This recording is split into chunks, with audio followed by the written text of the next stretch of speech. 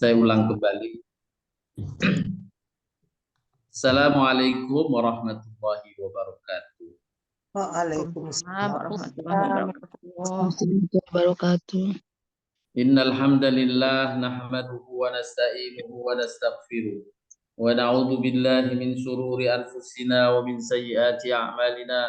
Man yahdihillahu fala mudilla lahu wa man yudlilhu fala hadiyalah. Asyhadu an la ilaha illallah wahdahu la syarika lah wa asyhadu anna Muhammadan abduhu wa rasuluh. Allahumma salli wa sallim ala nabiyyina Muhammadin wa ala alihi wa sahbihi ajma'in. Amma ba'du. Bapak Ibu sekalian yang dirahmati dan selalu diberkahi Allah Subhanahu wa taala. Alhamdulillah, kita panjatkan pujian dan syukur nikmat kehadirat Allah Subhanahu wa taala yang tak putus-putusnya senantiasa melimpahkan berbagai karunia kenikmatan kepada kita dan keluarga. Semoga Allah tetap memeliharakannya dan selalu menambahkannya di hari-hari mendatang. Amin ya rabbal alamin. Amin.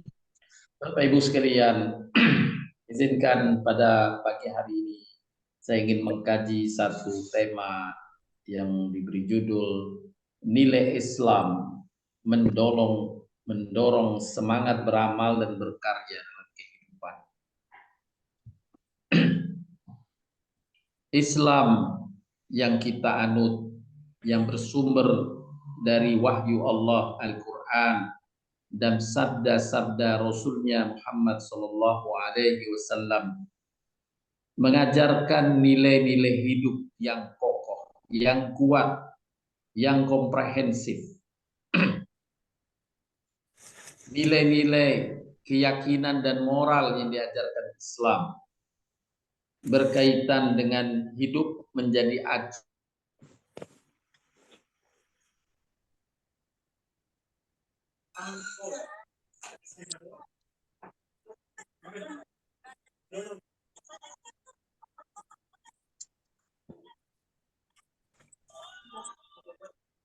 lanjutkan.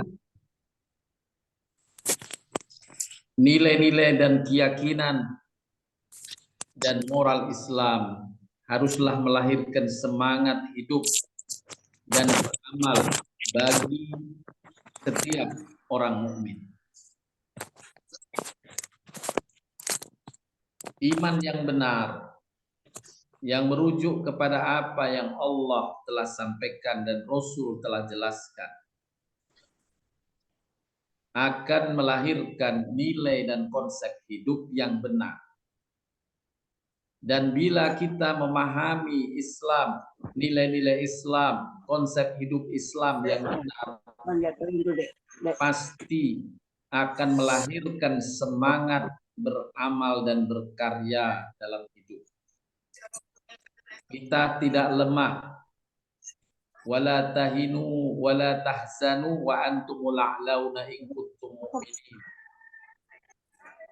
Jangan kamu bersikap lemah, jangan kamu bersedih jika kamu benar orang-orang yang beriman.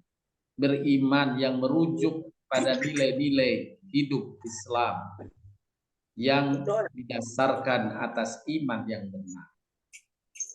Sebaliknya, jika iman ini salah dalam konsepsinya, melahirkan nilai yang juga salah, menyimpang, maka akan melahirkan amal-amal yang tidak bersandar pada apa yang Allah dan Rasulnya perintahkan, menjadi amal-amal dan karya yang tidak berkualitas. Oleh karena itu, Bapak Ibu, kita harus benarkan dulu iman kita sesuai dengan apa yang Allah dan Rasulnya ajarkan tentang iman.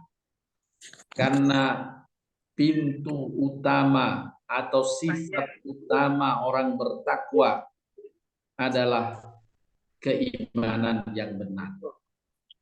Keimanan yang benar akan melahirkan nantinya nilai dan konsep yang benar hidup dan akan memberi semangat dalam berkarya dan beramal. Pak Bedi dari mana?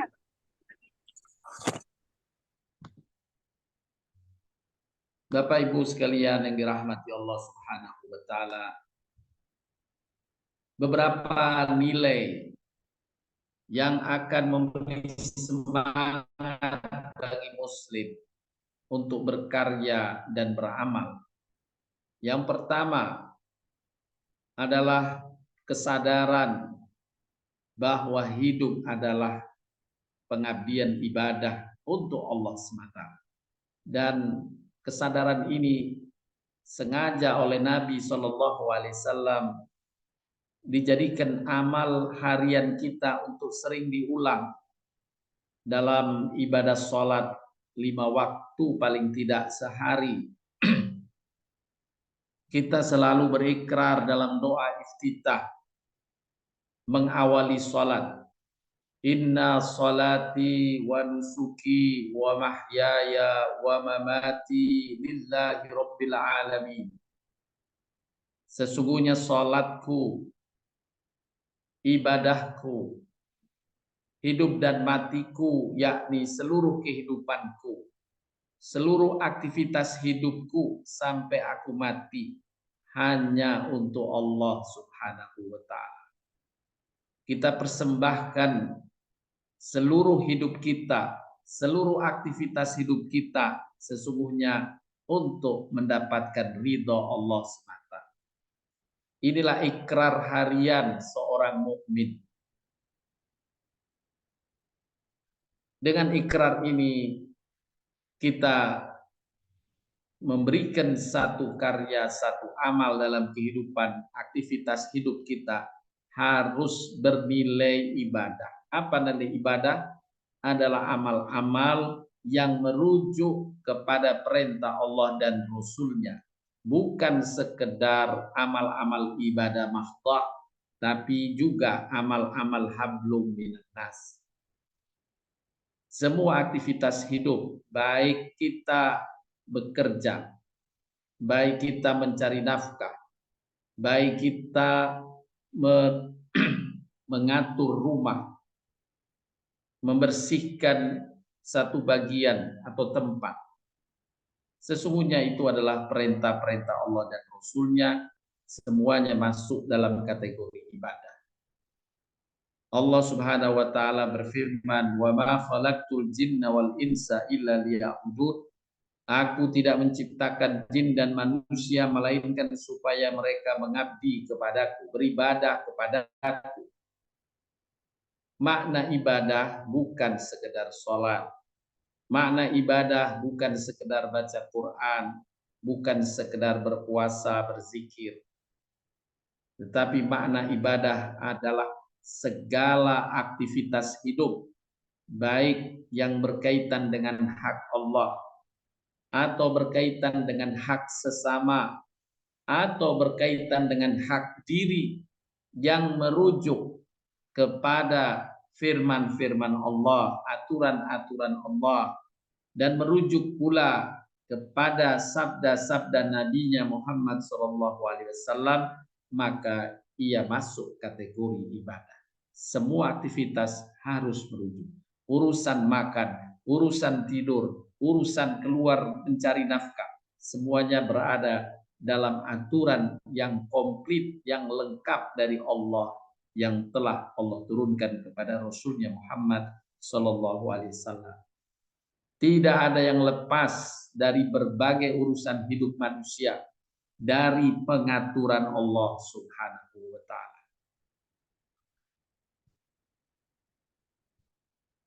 Yang kedua, setelah kita mengetahui bahwa aktivitas hidup kita ini semuanya adalah ibadah,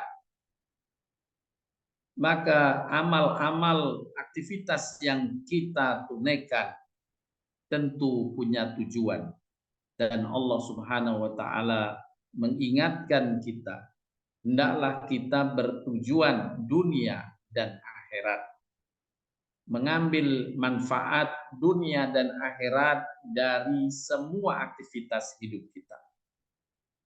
Dan Allah jaminkan bila semua aktivitas hidup kita itu merujuk kepada aturan Allah dan Rasulnya, maka pasti manfaat dunia akhirat akan tercapai. Orientasi hidup orang mukmin adalah kesuksesan dunia dan akhirat. Allah Subhanahu wa taala mengingatkan dalam doa yang insya Allah telah menjadi bagian hidup kita. Doa ini selalu setiap hari kita ulang.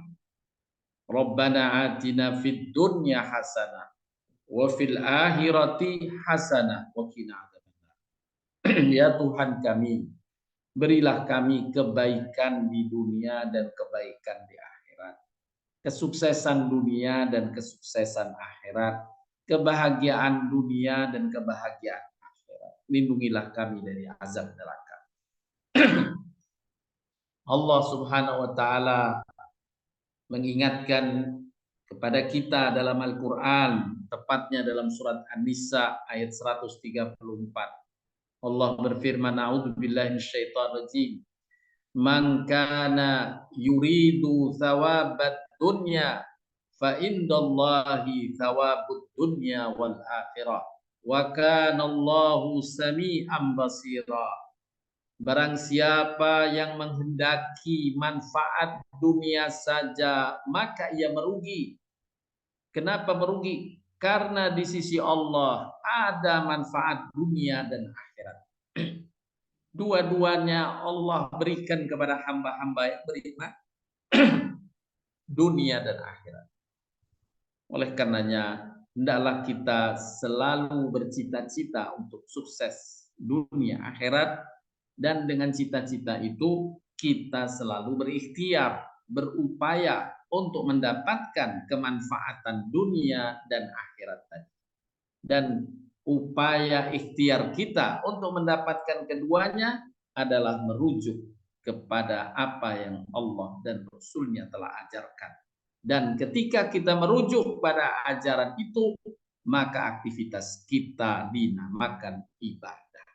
Maka sesuai dengan ikrar kita, inna sholati wa nusuki wa mahyaya wa mamati lillahi rabbil alamin, telah terpenuhi ikrar kita bahwa segala aktivitas hidup kita yang berharap mendapatkan manfaat dunia sekaligus akhirat merujuk kepada ajaran-ajaran Allah dan Rasulnya, dan insya Allah ini bagian dari konsep ibadah.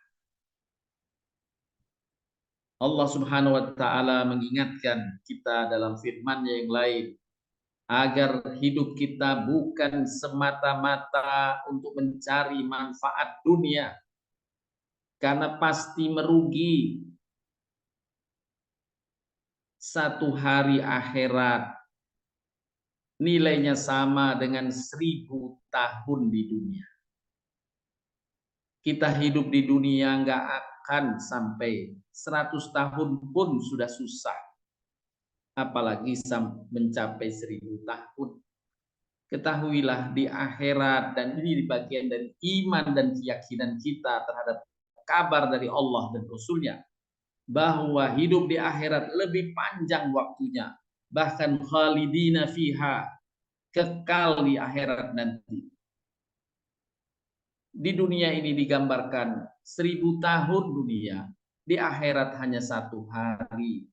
Bagaimana bisa engkau korbankan akhiratmu untuk sekedar dunia semata? Padahal Allah tidak melarangmu untuk meraih dunia, untuk sukses dunia. Tidak melarang, Allah berikan kesuksesan itu. Dan apabila kita mencari dunianya, mengharap kesuksesan dunianya tanpa melanggar perintah Allah dan Rasulnya, maka kita akan mendapatkan manfaat dunia sekaligus akhiratnya. Allah mengingatkan dalam surat Hud ayat 15-16 yang artinya, barang siapa yang menghendaki manfaat dunia saja dan perhiasannya, niscaya kami berikan kepada mereka balasan pekerjaan mereka di dunia dengan sempurna, dan mereka di dunia tidak dirugikan. Kalau kalian mencari dunia, Allah kasih dunia. Itulah orang-orang yang tidak memperoleh di akhirat, kecuali neraka, dan lenyaplah di akhirat pahala apa yang telah mereka kerjakan di dunia, dan sia-sia apa yang telah mereka kerjakan di dunia, karena dia tidak merujuk kepada aturan Allah dan Rasul-Nya. Ia mencari dunia dengan machiavellis, menghalalkan segala cara, maka Allah tidak ridha. Allah kasih dunianya, dia berhasil mendapatkan dunianya, tapi Allah cegah dia dari memperoleh kesuksesan akhirat. Na'udzubillah min dzalik. Sekali lagi Allah mengingatkan kita, bukan berarti kalau engkau mengikuti aturan Allah, Allah cegah manfaat dunia untukmu. Sama sekali Allah tidak menyampaikan. Allah justru menyemangati kita, carilah manfaat dunia dan akhirat. Sungguh jika kita merujuk kepada Allah dan Rasul-Nya dalam berbagai aturan dan tata cara kehidupan, pasti kamu akan mendapatkan manfaat dunia sekaligus akhirat. Jangan sekali-kali machiavellis dalam mencari manfaat dunia. Dalam surat Al-A'raf, Allah Subhanahu wa taala berfirman, dalam rangka ayat ini diturunkan asbabun nuzulnya, mengklarifikasi adanya sebagian sahabat yang menganggap manfaat dunia bisa menghalangi memperoleh manfaat akhirat.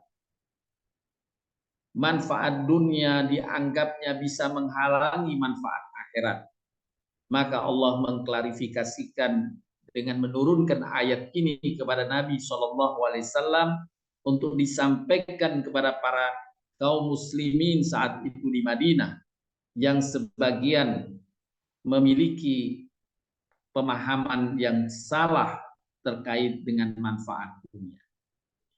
Allah berfirman yang artinya, katakanlah Muhammad, siapakah yang mengharamkan perhiasan dari Allah yang telah dikeluarkannya untuk hamba-hambanya, dan siapa pula yang mengharamkan rizki yang baik? Allah tidak mengharamkan rizki yang baik-baik. Sesungguhnya yang Allah haramkan dari ciptaannya, fasilitas yang Allah berikan di dunia ini hanya sangat sedikit. Bukan sekedar sedikit, tapi sangat sedikit. Yang diharamkan adalah makan daging babi, makan daging binatang buas. Ya, tapi banyak yang halalnya dan Allah sediakan dengan sangat cukup. Buah-buahan, sayur-mayur, ya, biji-bijian, ikan, daging-daging hewan ternak, semua tersedia dan dihalalkan oleh Allah Subhanahu wa taala. Yang diharamkan hanya sedikit, sebagai batu ujian saja apakah kita merujuk kepada Allah dan Rasul-Nya atau tidak. Kemudian Allah klarifikasikan berikutnya, katakanlah wahai Muhammad, semuanya rizki yang baik-baik, perhiasan yang indah disediakan oleh Allah bagi orang yang beriman dalam kehidupan dunia. Allah menyuruh silahkan kau manfaatkan itu bagi kenikmatanmu di dunia. Khusus bagi mereka, yakni bagi orang beriman saja dalam kehidupan akhirat nanti. Jadi orang beriman dapat kenikmatan dunianya dan dapat akhirat. Tetapi orang-orang yang tidak beriman, dunia Allah berikan, tetapi di akhirat Allah tidak berikan. Di akhirat hanya khusus bagi orang-orang yang beriman saja, yakni mereka yang mencari dunia dengan halalnya saja, menghindari haram, dan mengupayakan amal-amal kebaikan berkaitan dengan karunia yang Allah telah karuniakan padanya. Demikianlah kami menjelaskan ayat-ayat kami bagi orang yang mau. Allah Subhanahu wa taala pada ayat lainnya surat Al-Qasas ayat 77 juga memberikan arahan kepada kita hamba yang beriman. carilah olehmu wabtahi fima ataqallahu daral akhirata wala tansa nasibaka minad dunya waqsin kama ahsanallahu ilaikal ayat. Carilah, yakni usahakan oleh dengan apa-apa, yakni sumber daya yang Allah telah anugerahkan kepadamu. Allah telah memberikan kepada kita sumber daya tenaga, kekuatan, kesehatan, pikiran, ilmu. Semuanya Allah berikan. Untuk apa? Untuk beraktivitas hidup agar bisa hidup di akhirat dengan baik.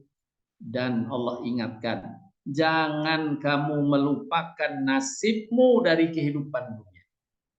Jangan kamu lupakan nasibmu, menikmati dunia, senang di dunia, sukses di dunia. Jangan kamu lupakan. Inilah arahan langsung oleh Allah dalam surat Al-Qasas 77 yang searah dengan doa yang Allah pula ajarkan dalam surat Al-Baqarah ayat 201.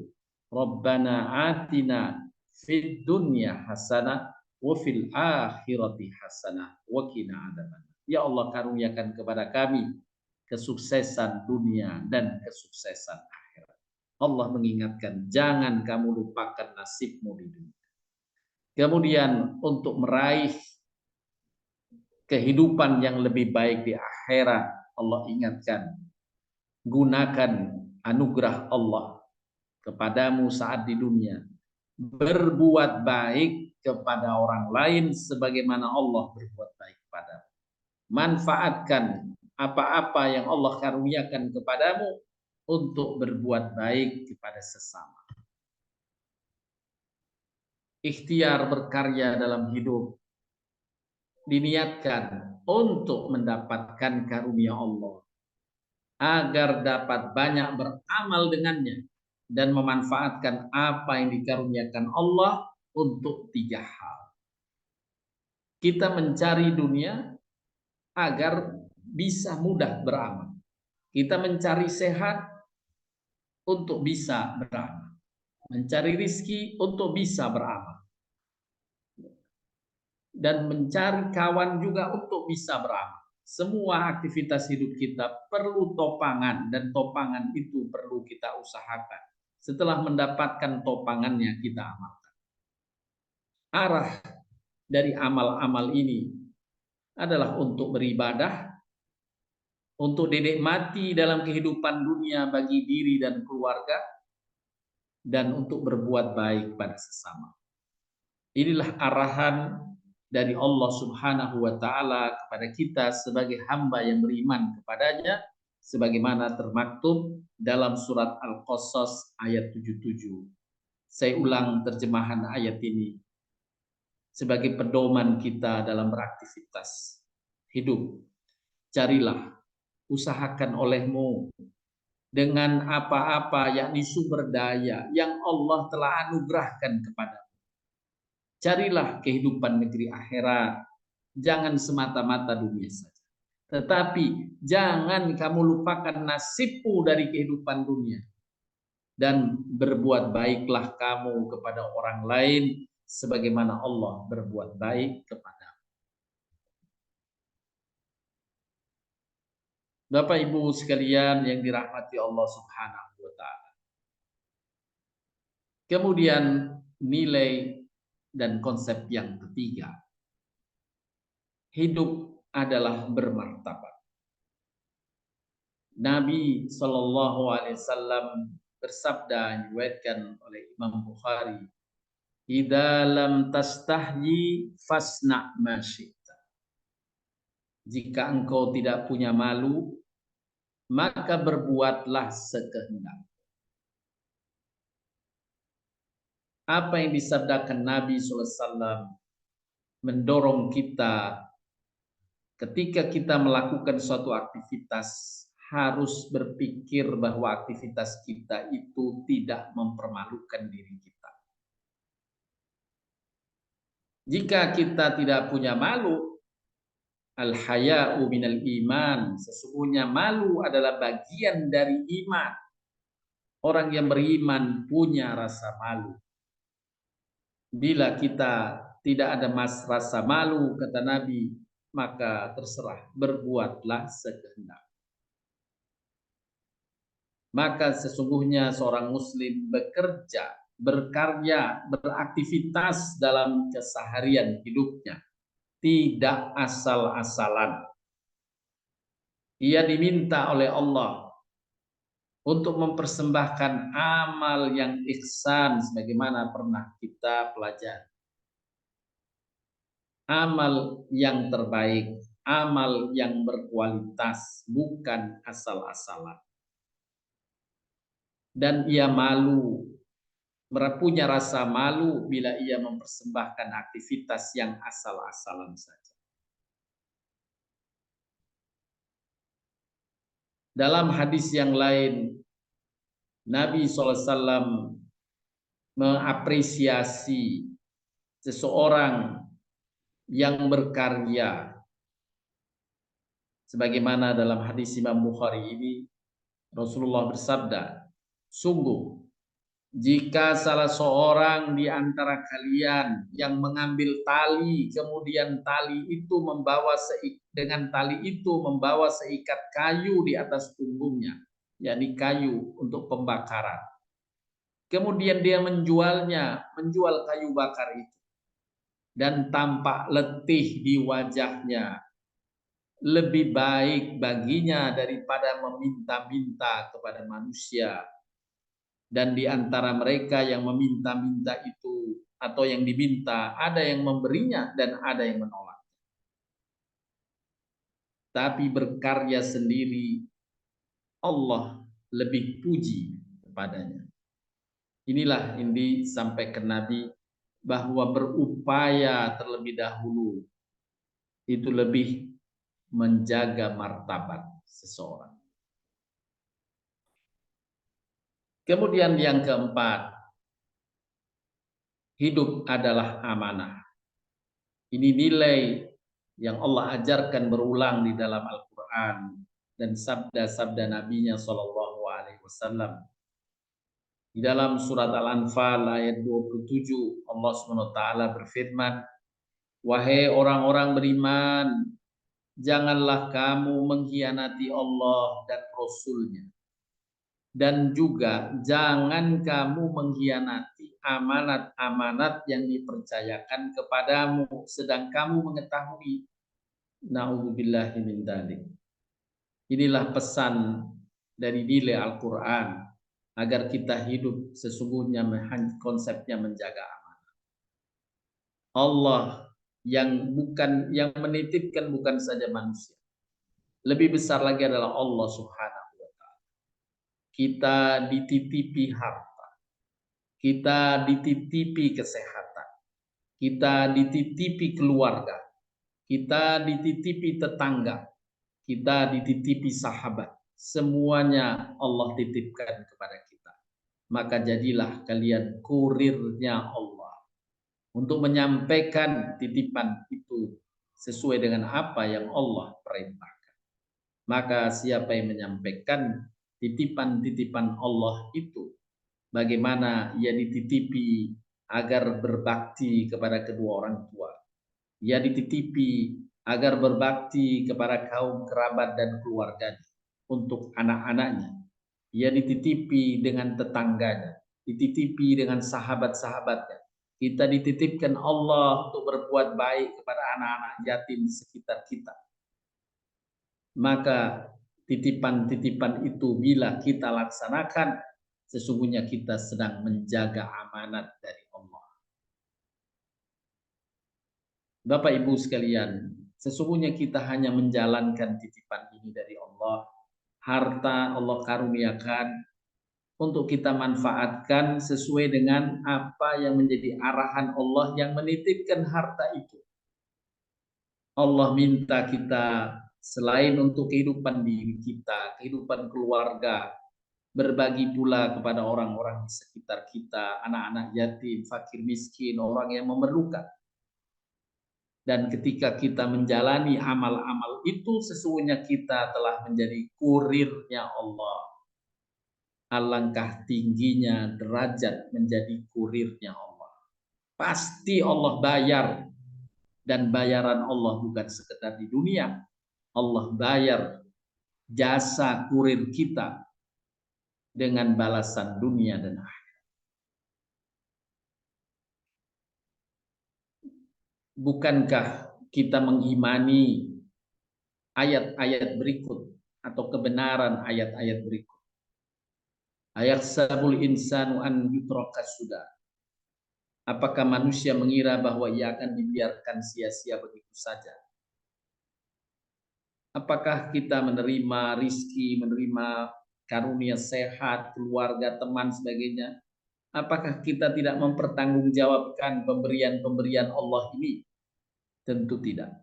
Kita akan mempertanggungjawabkan titipan itu semua. Allah dalam firman yang lainnya, afahasibtum annama khalaqnakum abasan wa annakum ilaina la turja'un.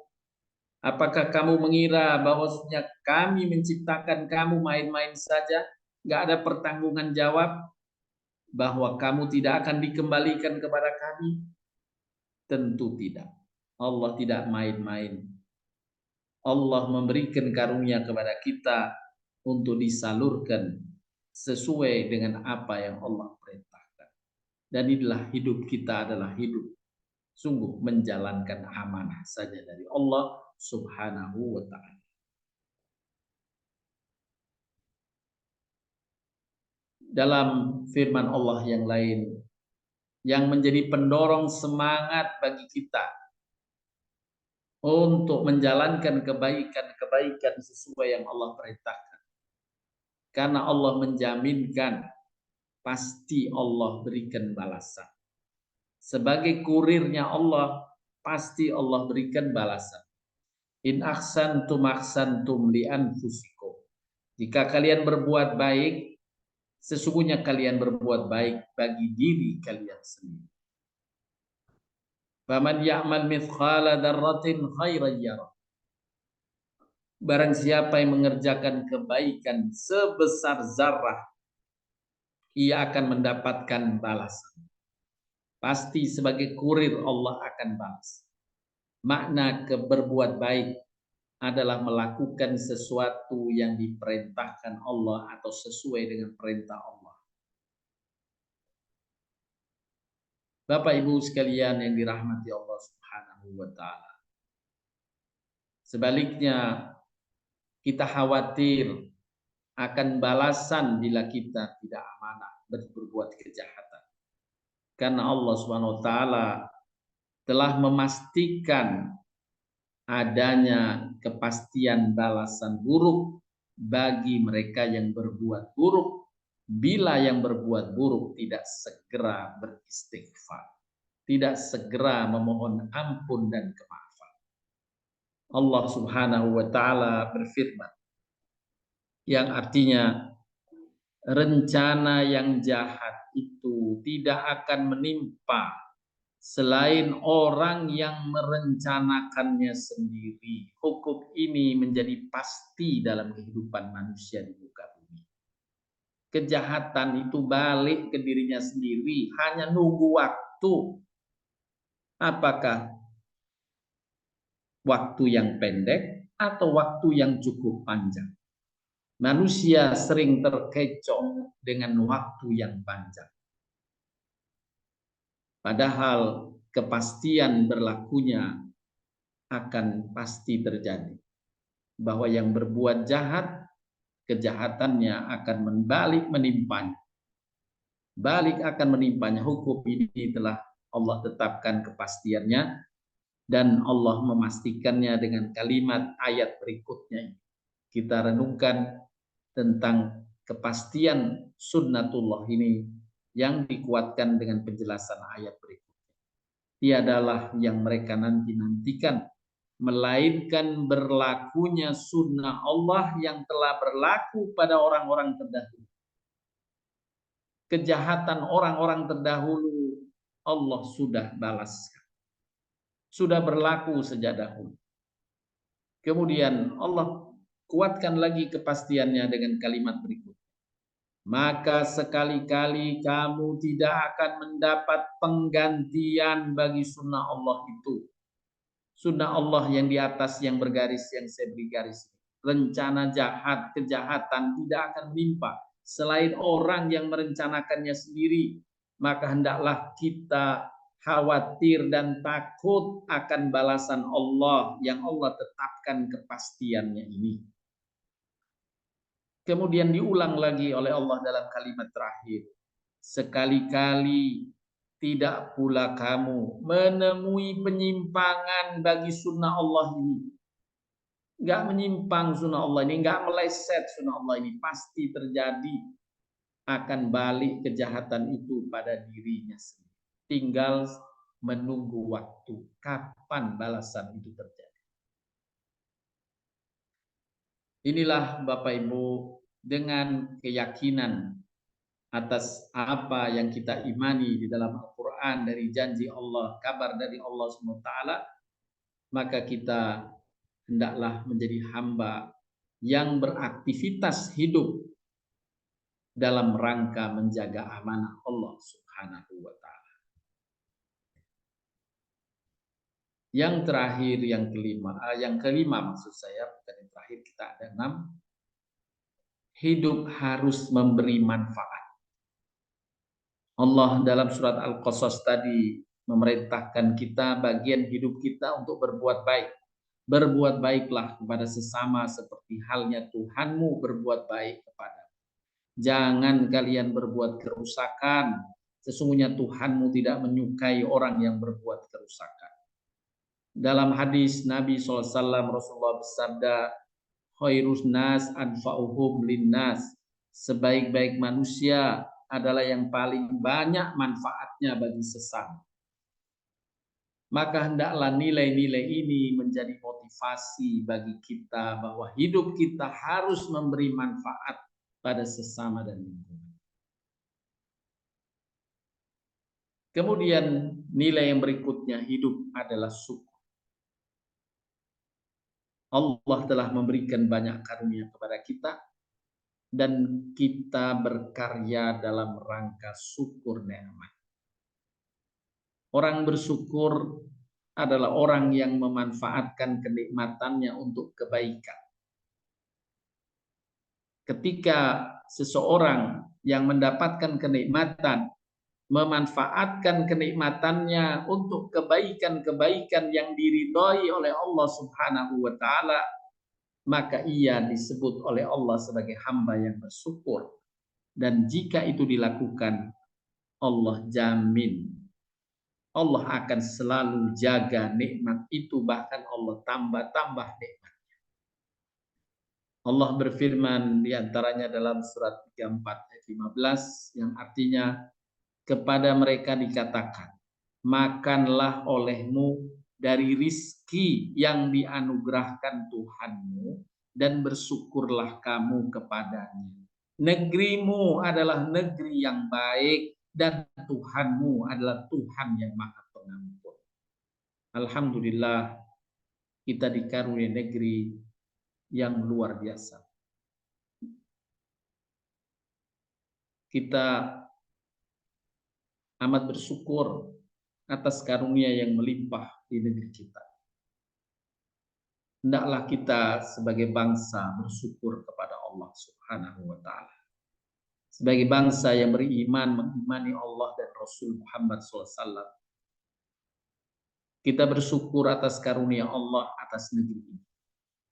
Berbagai sumber daya alam Allah karuniakan.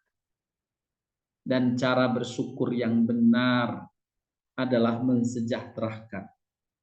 Menjadikan sumber daya itu bagi kesejahteraan anak bangsa. Itulah makna bersyukur. Bersyukurlah kamu kepadanya. Negerimu adalah negeri yang baik. Tuhanmu adalah Tuhan yang Maha Pengampun.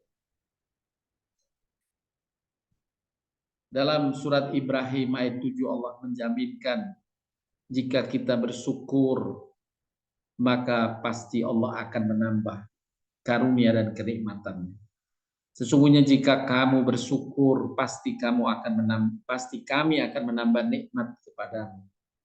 Tapi jika kamu mengingkari nikmatku, yakni tidak memanfaatkan nikmat itu dengan baik dan menolak bahwa ini karunia Allah, maka sungguh azabku sangat pedih. Bapak Ibu, kurang berterima kasih atas kebaikan orang lain adalah satu tanda kurangnya kita bersyukur.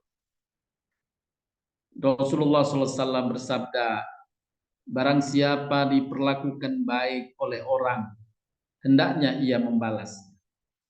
Apabila ia tidak mendapatkan sesuatu untuk membalasnya, hendaklah ia memujinya. Jika ia memujinya, maka ia telah berterima kasih kepadanya. Namun jika menyembunyikannya, berarti ia telah mengingkari. Nabi bersabda dalam hadis lainnya, tidak bersyukur kepada Allah orang yang tidak berterima kasih kepada manusia. Jadi aktivitas hidup kita penuh syukur.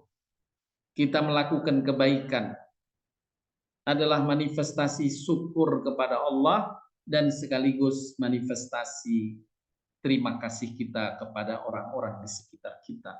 Sebagaimana diingatkan, bersyukurlah kepadaku dan bersyukurlah kepada orang tua, kedua orang tua.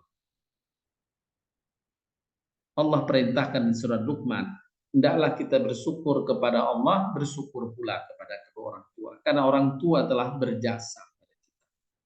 Demikian pula pada orang-orang, pada guru-guru saat kita SD, SMP, SMA, kita sekolah, banyak jasa dari guru-guru kita.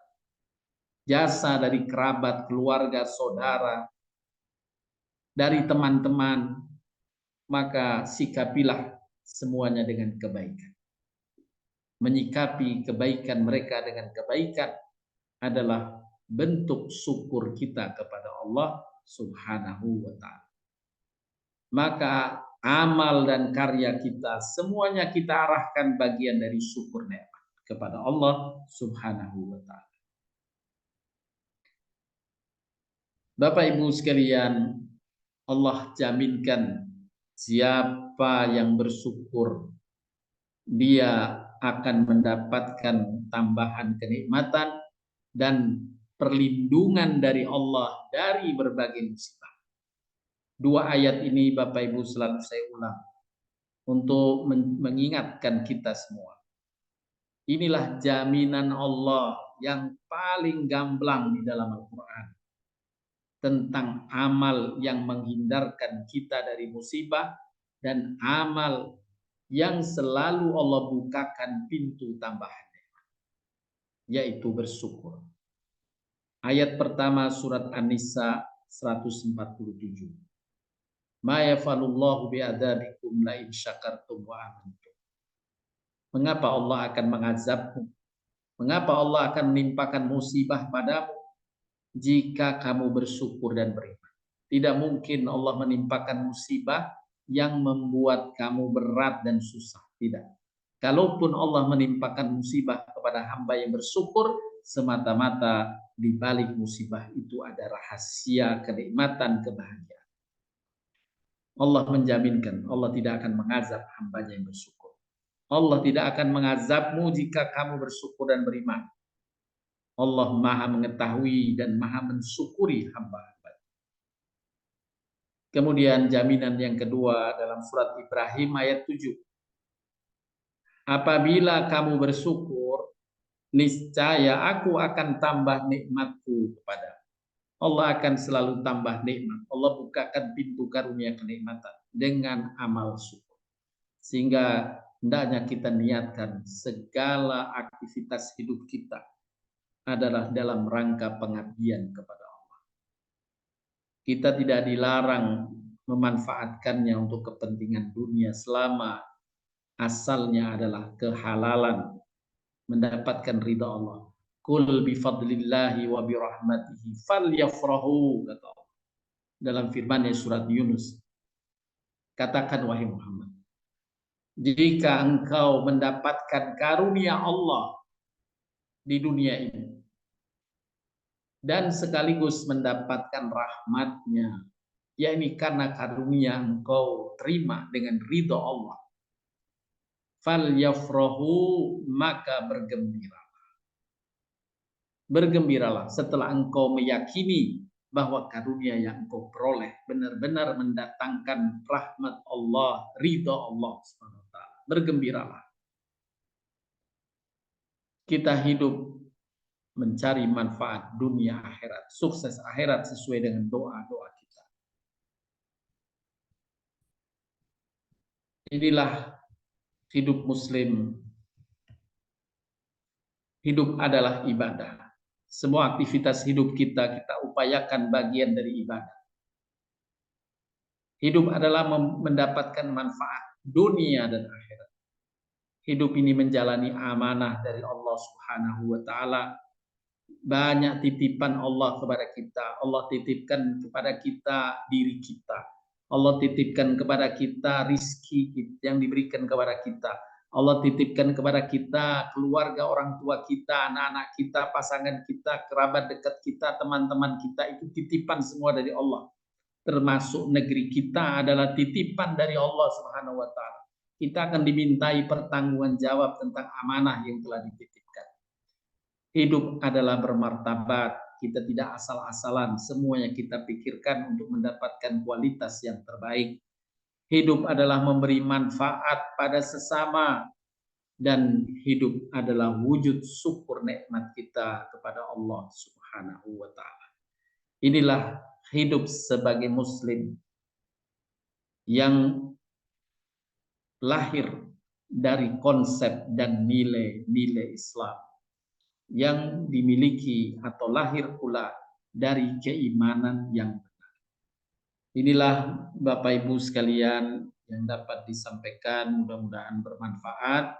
Tetap kita bersemangat, beramal dan berkarya sebagaimana mukmin.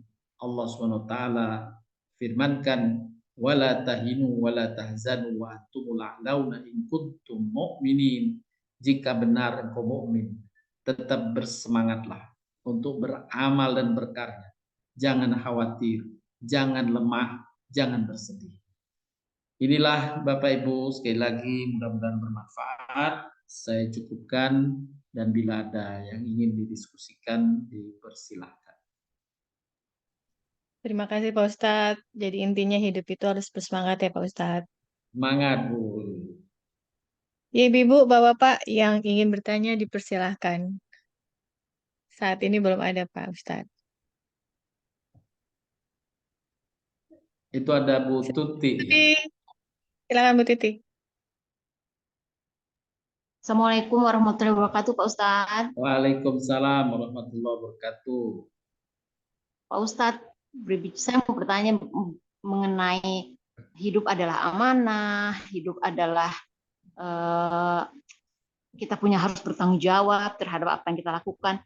Di tahun-tahun sekarang ini, tahun-tahun politik ini, Pak Ustadz, saya mau tanyakan bahwa kadang-kadang tuh orang tuh saking bingungnya atau bagaimana gitu, atau nggak suka gitu terhadap politik, mungkin lebih nggak suka terhadap politik sehingga cenderung menjadi apatis, akhirnya memilih untuk golput gitu.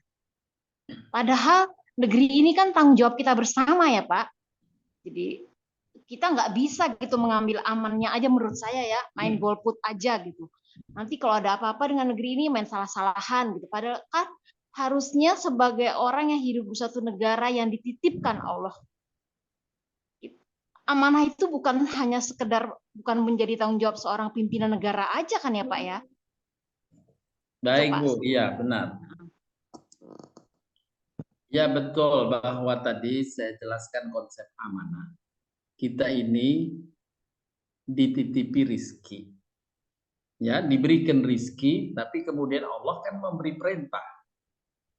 Ya, manfaatkan rizkimu untuk kehidupan dirimu, kehidupan keluargamu, kemudian berbuat baik pada orang-orang di sekitarmu, termasuk orang-orang yang fakir, miskin, yatim. Nah ini, jadi kita kalau menjalankan sesuai dengan perintah itu, itulah kita menjalani amanah. Sehat juga demikian. Kita dikaruniai kesehatan, sesungguhnya kesehatan itu amanah dari Allah. dengan sehat hendaklah kamu menjaga amal-amal ini. Ya, sholat. Ya, kalau kamu tidak sehat, sakit, Allah beri keringanan untuk menjalankan amanah tadi. Puasa Allah meringankan, boleh kamu tidak berpuasa bila sakit. Sholat pun boleh berbaring atau duduk jika engkau sakit. Tapi ketika sehat, kerjakan amanah itu, yakni menjalankan titipan kesehatan yang Allah karuniakan, termasuk titipan Allah pada keluarga kita, titipan Allah pada negeri kita. Jadi negeri ini adalah titipan Allah pada kita, pasti kita akan dimintai pertanggungjawaban. Nah, jadi betul Bu Tuti, harus kita bertanggung jawab dan peduli bagaimana masa depan atau karya yang kita bisa lakukan mengisi amanah titipan Allah negeri kita. Allah tadi mengingatkan, negerimu adalah negeri yang sangat baik. Negerimu adalah negeri yang sangat baik. Ya, dan di negeri kita kaum muslimin juga kita saksikan kalau kita berjalan ya ke desa-desa, itu sungguh kita terharu melihat aktivitas keagamaan mereka yang alhamdulillah di masa sekarang sangat meningkat baik ya. Jadi ini yang harus kita jaga. Amanahnya jaga negeri, jaga keluarga, jaga lingkungan ya, semuanya adalah bagian dari amanah. Lakukan apa yang mesti kita bisa lakukan. Begitu Bu Tuti. Ya, terima kasih Pak Ustadz. Silahkan, ada yang lain? Silahkan Ibu-Ibu, Bapak-Bapak. Belum ada Pak Ustadz. Baik Bapak Ibu, bila tidak ada, sekali lagi karena banyak yang sudah hadir tadi di awal kita berzikir, saya ingin sampaikan bacaan zikir untuk bisa kita amalkan. Saya akan tayangkan dulu di layar. Saya akan bacakan juga terjemahannya terlebih dahulu.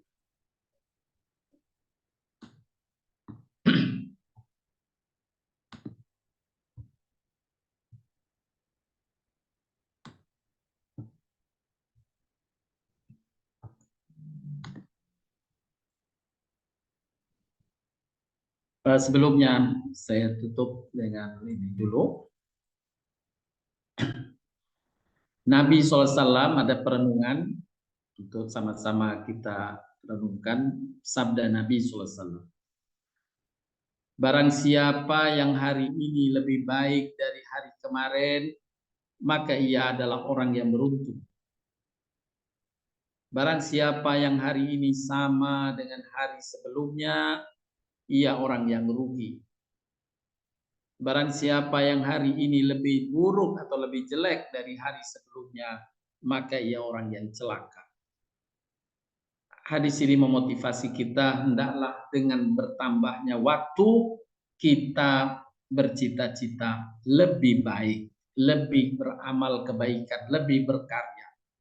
Nah, ini pesan dari Nabi SAW sesuai dengan apa yang Allah firmankan. Dia Tuhanmu menjadikan mati dan hidup supaya dia menguji kamu. Siapa di antara kamu yang paling unggul perbuatannya? Dalam hadis, sesungguhnya Allah mewajibkan berlaku ihsan, yakni beramal dan berkarya yang terbaik dalam segala sesuatu. Hadis Nabi berikutnya sebagai renungan kita. Sesungguhnya Allah mencintai jika seorang dari kalian beramal, maka ia itqan, berupaya menyempurnakan kualitas amalnya. Berupaya menyempurnakan kualitas amalnya, itu dinamakan itqan, dan Allah mencintai hamba-hambanya yang itqan. Selanjutnya, amal zikir yang saya maksud adalah bacaan sebagai berikut. Saya akan bacakan dulu terjemahannya supaya kita melafadzkannya dengan makna yang menghujat, yang kita rasakan dalam hati. Dengan nama Allah yang segala sesuatu terjadi dengan kehendak. Tidak ada yang mendatangkan kebaikan kecuali Allah. Dengan nama Allah yang segala sesuatu terjadi dengan kehendaknya. Tidak ada yang menyingkirkan keburukan kecuali Allah. Dengan nama Allah yang segala sesuatu terjadi dengan kehendaknya. Tidak ada kenikmatan melainkan dari Allah. Semua nikmat datangnya dari Allah dan sesuai dengan kehendak Allah. Dengan nama Allah yang segala sesuatu terjadi dengan kehendaknya. Tiada daya untuk berbuat kebaikan kecuali dengan pertolongan Allah, dan tiada kekuatan menghindari perbuatan maksiat kecuali dengan perlindungan Allah yang Maha Tinggi dan Maha Agung. Begitu dalam makna yang terkandung dalam lafaz zikir ini. Mari kita zikirkan. Saya mengajarkan untuk kita bisa amalkan dalam keseharian kita. Bismillahirrahmanirrahim. La yasuqul khaira illallah. Bismillahirrahmanirrahim. La yasrifus su'a illallah. Bismillahirrahmanirrahim. Ma kana min ni'matin faminallah. Bismillahi ma sya'allah. La hawla wa la quwwata illa billahil aliyyil azim. Bismillahi ma sya'allah. La yasuqul khaira illallah. Bismillahi ma sya'allah. La yasrifus su'a illallah. Bismillahi ma sya'allah. Ma kana min ni'matin faminallah. Bismillahi ma sya'allah. La hawla wa la quwwata illa billahil aliyyil azim. Demikian yang bisa disampaikan, mudah-mudahan bermanfaat. Bapak Ibu sekalian, saya cukupkan. Wabillahi taufiq wal hidayah. Subhanakallahumma wa bihamdika asyhadu an la ilaha illa anta astaghfiruka wa atubu ilaik. Assalamualaikum warahmatullahi wabarakatuh. Waalaikumsalam.